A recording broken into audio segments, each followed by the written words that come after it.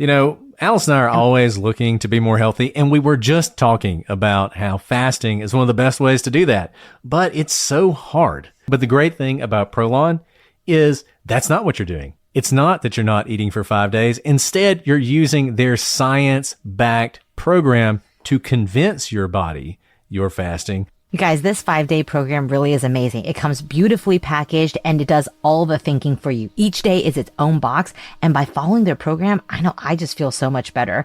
And I can't wait to experience Prolong Next Gen and continue to see results. For a limited time, you can be first in line to experience the new Next Gen at special savings. Prolong is offering the Prosecutors listeners 15% off site-wide plus a $40 bonus gift when you subscribe to their 5-day program. Just visit prolonlife.com/prosecutors. That's PROLONLIFE.com/prosecutors to claim your 15% discount and your bonus gift. prolonlife.com/prosecutors.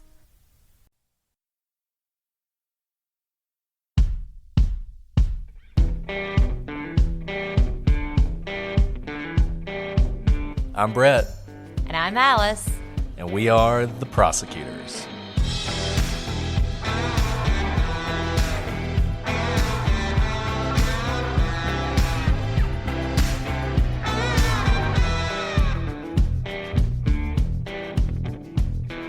Today on the Prosecutors, an update in the Delphi murders. Are we close to knowing who killed Abby and Libby?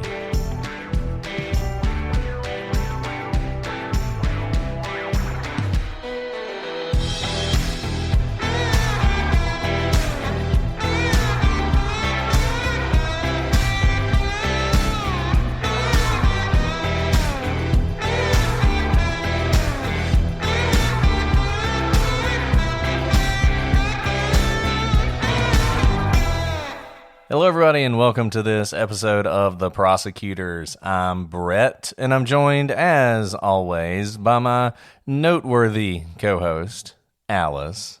That was good, Brett, because boy, do we have a noteworthy update today for the first time in a long time in a really, really interesting case. Yeah, and I think it's so true. It's exciting just to have it. I mean, I don't know if this is going to come to anything, but it just goes to show that the police in Indiana and in Delphi are still working on this case. If there's anybody out there who doesn't know what we're talking about the murders of Abigail Williams and Liberty German, a case that has gripped the nation, gripped the world, and certainly when it comes to the true crime community is a case that I think if you asked people what is the case you most want to see solved, this one would be near the top of the list. Not going to go through, spend a lot of time rehashing the details. We've done several episodes on this case. Every podcast has done episodes on this case, so there's plenty of resources out there for you if you're just now hearing about this. What we really just wanted to do was spend a few minutes talking about this latest release of information from Indiana. We wanted to get it out there because the police want it out there, and though there are certainly podcasts with much bigger listener bases than us that have done things on this, if there's somebody out there who listens to us and needs to hear this, we wanted to make sure that you did. So I don't want to delay any longer. I just want to read for you the press release that the Delphi investigators have released. And if you have any information, I strongly encourage you to contact the contact numbers I'm going to give at the end, or feel free to email us at prosecutorspod@gmail.com. But let me read you this so you know what this update is all about. This is from the Indiana State Police, Lafayette District. Detectives with the Delphi investigation seek information. While investigating the murders of Abigail Williams and Liberty German, detectives with the Carroll County Sheriff's Office and the Indiana State Police have uncovered an online profile named Anthony_Shots. This profile was being used from 2016 to 2017 on social media applications, including but not limited to Snapchat and Instagram. The fictitious Anthony Shots profile used images of a known male model and portrayed himself as being extremely wealthy and owning numerous sports cars. The creator of the fictitious profile used this information while communicating with the juvenile females to solicit nude images, obtain their addresses, and attempt to meet them. Pictured below, you'll see images of the known male model and images the fictitious Anthony Schatz profile sent to underage females. We have already identified the male in these images that were used by the Anthony Schatz profile. The male that is in these photos is not a person of interest in the investigation. Detectives are seeking information about the person who created the Anthony Schatz profile. Investigators would like any individual that communicated with, met, or attempted to meet the Anthony Schatz profile to contact law enforcement by utilizing the tip email phone number, Abby and Libby tip at cacoshrf.com or 765-822-3535. Please provide as much information as you possibly can. For example, when you communicated with Anthony Schatz, how you communicated with the profile, what social media applications the account used, and if Anthony Schatz attempted to meet you or obtained your address. If you have saved images or conversations with the Anthony Schatz profile, please attach them to your email. Please view the attached link to the Indiana State Police YouTube channel to view a video version of the press release. And if you click on that link, you see an officer reading the same information we just read to you. We're going to put this on the website, all of this language with the tip line, with the email address, with the photographs of this male model whose photos were used as part of this profile. And I think the question everybody's asking is, what does this mean? What does this mean for the investigation? Is this person a suspect? Is this how this all went down? We're going to talk about that. One thing I want to note, those of you who listen to the show and those of you who listen to the Delphi episode, if you read between the lines, you may have picked up that this was something that we consider to be a possibility in this case. As we've said before, we often talk to people about these cases, any number of people. Sometimes we don't talk to anybody. Sometimes we just use public sources. But a lot of times we're calling people, we're talking to people, trying to find out if there's any extra information. And we had learned that this was something the police considered to be a possibility, that there may have been someone who was attempting to use online profiles to contact the girls. It was very unclear. It was not something the police wanted to be public at the time. It was something they were still looking into. And so when we talked about the case, we spent some time, and it's something we definitely want to reiterate today, talking about the fact that if it is the case that at the end of the day, we discover that someone used a fake profile like this to groom the girls, to get the girls to meet them, and then it turned out to be a killer, that was not their fault, that was not something that they should be blamed for or judged for at all. Whoever did this is solely responsible for it, and they're the one who bears the blame. And now we have this information coming out from the police. Not sure why it took this long, not sure what development it was that led to this. It is possible that the reason they've decided to release this information is it seems as though the individual who was behind this profile has been arrested, which is interesting for a couple reasons, because it means they're not trying to figure out who it is who did it, which makes me think there may be some connection in the background that's leading them to want more information on this person. Yeah, Brett. I mean, it's so interesting. You don't often see this where just the nature of this press release leads us to think they're not looking for suspects, right? They have someone in mind. They're just trying to connect the dots. This is an unusual move because, I mean, essentially, you are putting out a Mad Lib and you want someone to fill in the gaps for you, right? And there are problems with that type of investigation, but it's been so long. And I think this is their attempt to try and take further steps in their investigation. I wish they did this earlier, especially if this guy may have contacted other people. He's been in jail since 2017. Is that right, Brett? I'm not sure actually when he was picked up. I'll see if I can. Well, if he was not picked up earlier, this is very disturbing, because if they had knowledge that he was communicating with other girls, that there could be other victims like Abby and Libby. I mean, so many years have passed by that he could have been a predator and repeated. We said this in our original episodes, not knowing this information, that we thought whoever did this was a serial killer in the sense that he would do this again even if he had not done it not done it before. And that's a really risky move to take as a community, law enforcement, not to warn your community about someone who is a known predator who could repeat his actions. So he was arrested on August 19th, 2020. So he's been in jail for a little over a year. And I think if I had to guess what happened here, it is probably the case that this person was not on the police's radar at the time that this arrest was made. There's a couple interesting things about that date. So August 2020, we did our initial episodes in this case, I believe in November of 2020. And we had talked to people around that time about the case, and we're hearing rumblings of this idea that there may have been some sort of contact with the girls on Snapchat or some other social media.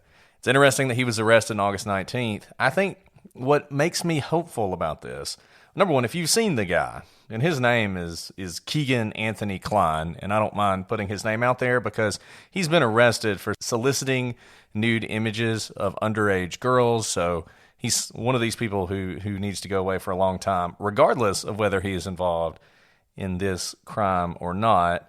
But the thing that gives me hope about this, we've talked about how, and everybody's talked about this, and Alice just said it, this is not the kind of thing you do once and never do it again.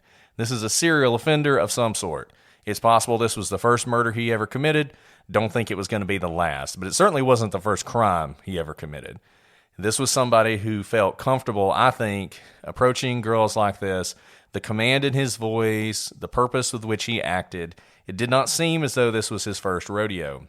So if I had to guess, he had done something like this before, even if the murder was his first murder.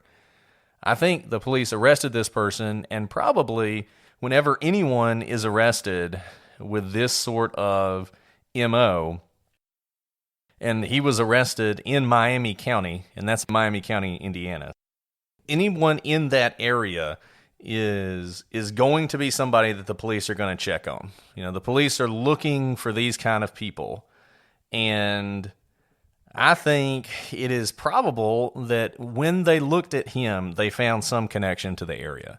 Either they could put him in the area. It's possible that once they saw that connection, that's what led them to release this information. It's taken a while. It's also possible they have some information actually connecting him to Abby and Libby. This is all speculation. We don't have that. They don't say that in the statement. That would be pretty dramatic. And I don't know how much they would really need.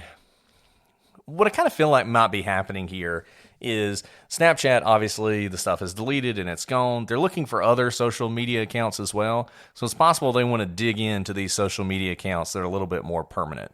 So if they can find, this guy had an Anthony Shots Facebook account or whatever, or the same guy was using a different name. It's possible he was using the same pictures, but a different MO or whatever. If they can nail that down, then it's possible they can finally reach a conclusion in this case. This sort of goes to what Alice and I talked about before about whether they have usable DNA. Because if they had usable DNA, they could just check the DNA and be done with it. I don't think they have usable DNA. I don't think they feel confident in their DNA evidence. So they're going to have to build this a little bit differently. I think that's exactly right. I don't think they would need to put out this type of a press release asking, really, this is like the definition of crowdsourcing information for your investigation if they had usable DNA information. I wonder, with this type of a messy crime, there had to have been DNA, but I wonder if either all the DNA was used up. We spoke about this previously, that when you do DNA testing, it quite literally uses it up. It burns it up, right, when you do the testing. And so there is a finite number of times you can test your DNA sample. So they may have had DNA at some point, maybe with all of those tips, all those people turning each other in and all those people coming in for DNA swaps. I don't know how they matched or didn't match, but I wonder if the DNA sample was used up, or because of the nature of how many people participated in this search, the DNA was so contaminated that it was essentially unusable because it was mixed with so many people in the search party.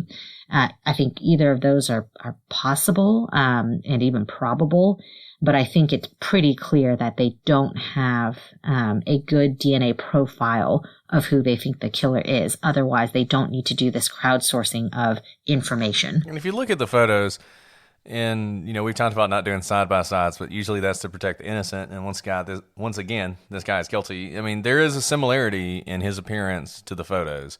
He actually looks a little bit more heavy-set than the person, but this was 4 years ago. I know I've gained weight in the last 4 years. A couple other things that are worth noting. There's reporting out there. This is developing quickly.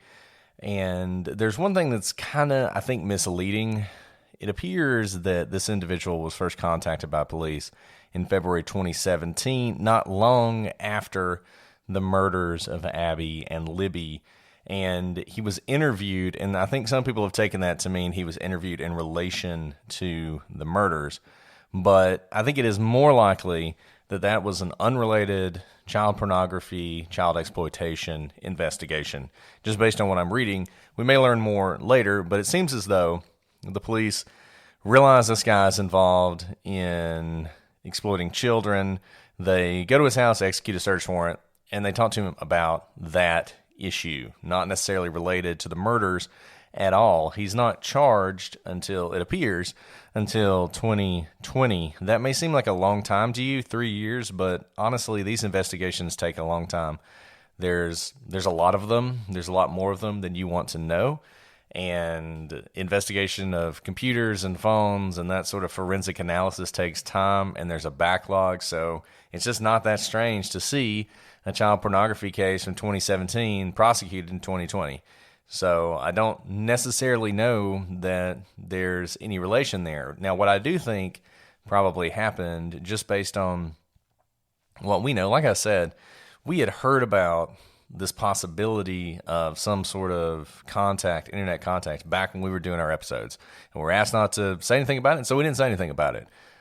Now it's public, that part of the investigation, so I feel like we can talk about it.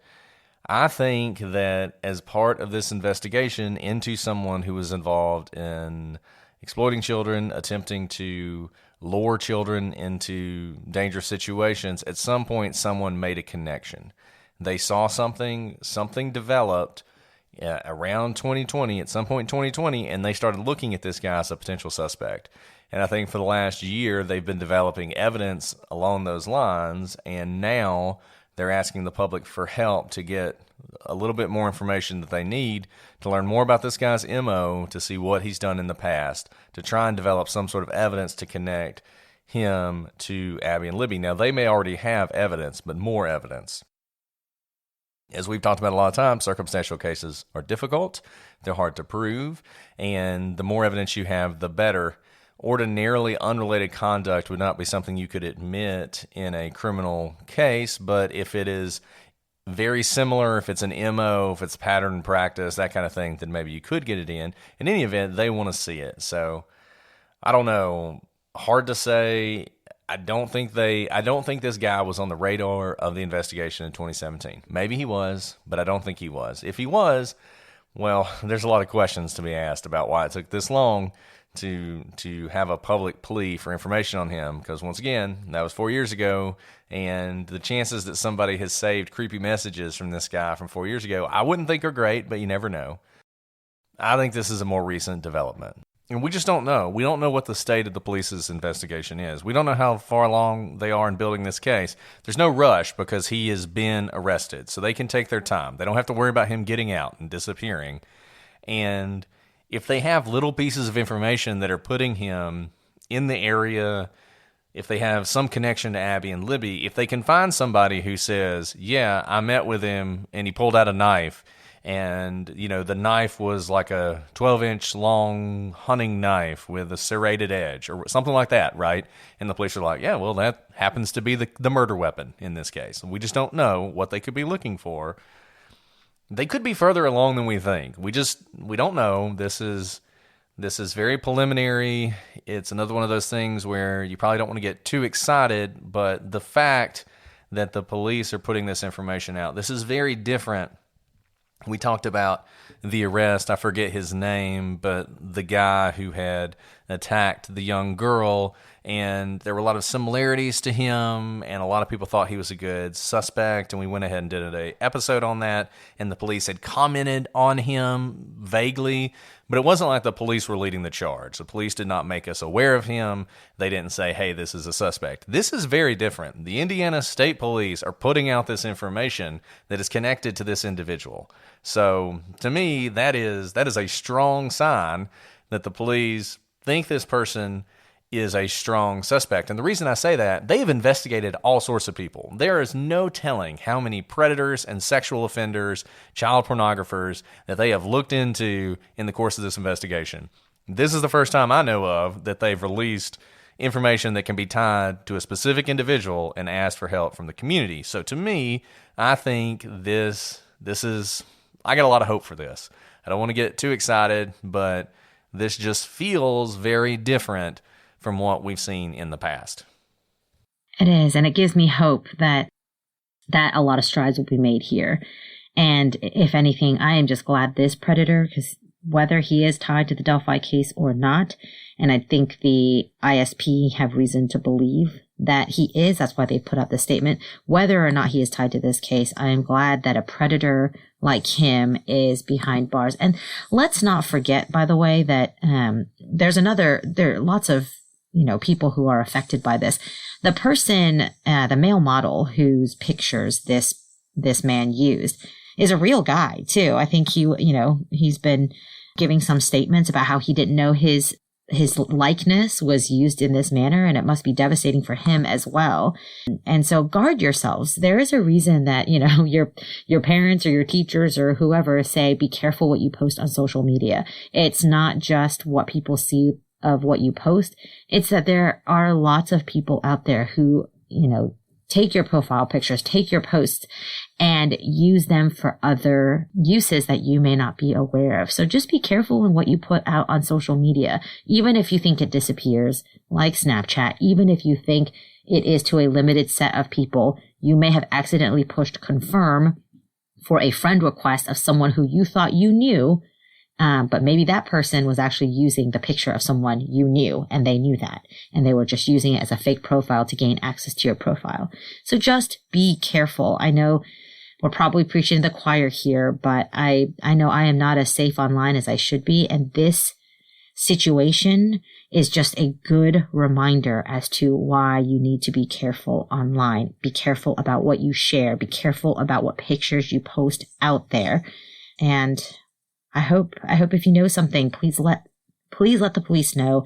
If you're nervous about doing that, let us know. We'll pass it along to the right authorities. And I think one thing everyone should take away from this, no matter what happens, the police are still looking into this case. They're still investigating this case. This is still an active investigation. This is not a cold case. So whether you know anything about this guy or not, it shouldn't stop you from, if you have information or you think you have information, go ahead and contact the police. Don't let this stop you. We talked about this before as well.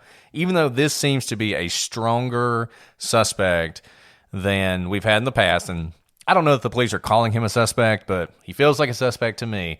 Don't let that discourage you. I know that's always a concern in a case like this, that people will see this information and be like, well, I guess that's the guy, not the other guy who I thought really fit the profile, and I was going to call the police, but now I'm not going to. Go ahead and call them, share the information. It's not a big deal, and it will not harm this investigation at all. All it can do is help it. And the other thing, and we started with this, there are already people trying to somehow blame Abby and Libby for their own murders because they may have talked to the wrong person online, and that is total and utter BS. These people are predators. They know how to prey on kids.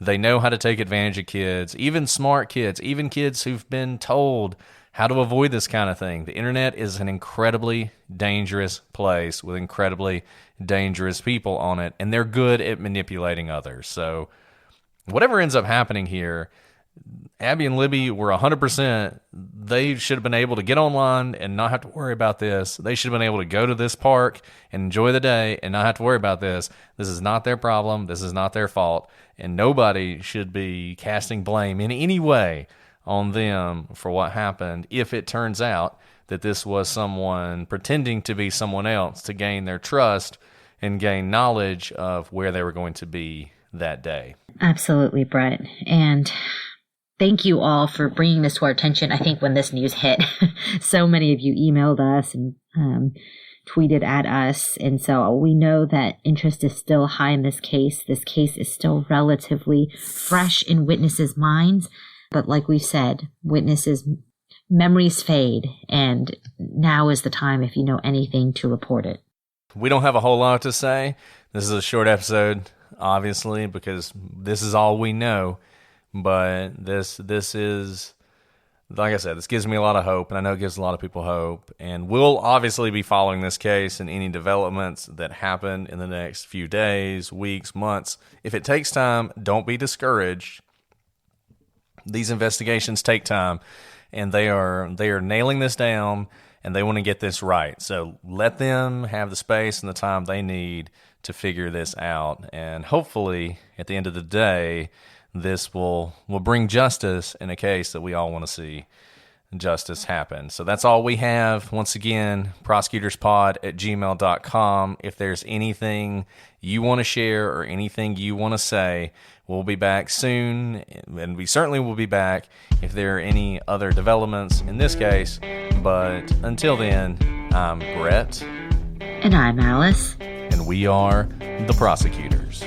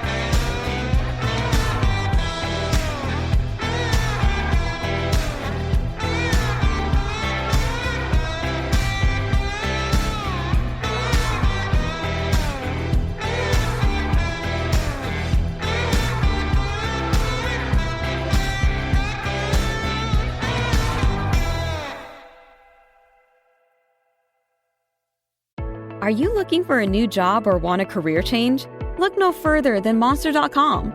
Need a little help standing out? Our expert resume writing services will make sure you shine. Want to brush up on your interview skills? Engage with our AI interview prep tool.